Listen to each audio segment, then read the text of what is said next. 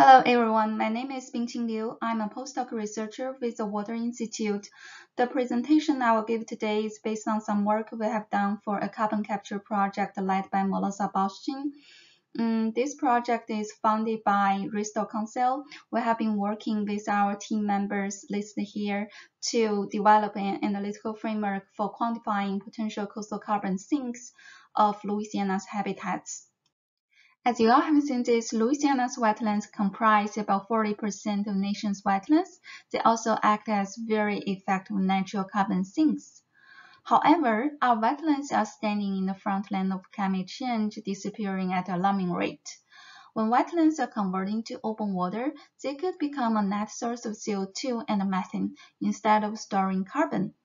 To reduce wetland loss, the state of Louisiana has advanced protection and restoration strategies.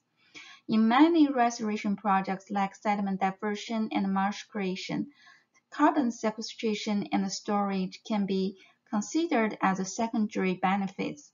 So our goal is that by doing this project, we can provide more quantitative information to understand the role of Louisiana's habitats in capturing and storing carbon with and without these restoration activities. So our analytical framework is developed to achieve this goal. We include 8 habitats for Louisiana in this project. They are fresh forest wetlands, which combines bottomland hardwood and swamp forest. The next one, fresh marsh, intermediate marsh, brackish marsh, ceiling wetlands, which also include black mangroves. The last 3 are different water types for fresh intermediate open water, brackish open water, and ceiling open water. This diagram shows the major processes influence the carbon cycling in coastal Louisiana.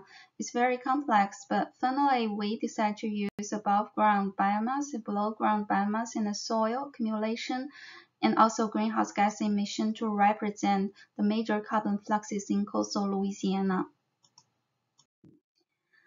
This is our analytical framework. We have 2 processing chains in this framework. In processing chain 1, we wanted to do literature review for those 3 carbon fluxes. They are above ground primary productivity, soil accumulation, and greenhouse gas emission. So that we can develop those lookup tables for these carbon fluxes. Here are 4 lookup tables we developed. We are prioritizing Louisiana studies, so the first one is for Louisiana local values. But if we don't have that, we will use the studies from for Gulf-wide region from the second table. Then if we don't have the Gulf-wide values again, we will use the nation values reported in EPA greenhouse gas emissions in the sinks 2021 report. The last one will be for the carbon methodologies and the default values. These are some preliminary results from processing chain 1. They are the Louisiana local values in lookup table 1 for above ground productivity, soil accumulation rate, and the greenhouse gas emission for 8 habitats. With that, we can calculate the net ecosystem carbon balance for each habitat. It's the sum of 3 major fluxes, with positive value represents source and negative value for the carbon sinks. Now let's back to the analytical framework processing chain 2, because we also need the habitat area to calculate the mass of carbon per time. We use 2017 integrated compartment model. We also call it 2017 ICM, which is a coast-wide model used to analyze the landscape variations in Louisiana for future 50 years under the implementation of 2017 Coastal Master Plan. This is habitat area extracted from 2017 ICM for year 2020.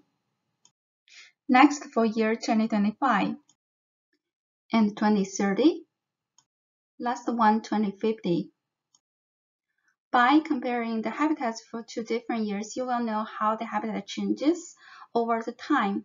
It can remain as the same. It also can be converted to other type. So here's an example of habitat changes extracted from 2017 ICM from 2030 to 2050. The next step for us will be finishing the carbon calculations based on the net ecosystem carbon balance and habitat area for 2005, 2020, 2025, 2030, and 2050. Lastly, we would like to acknowledge the funding support from Restore Council. That's it. Thanks, everyone.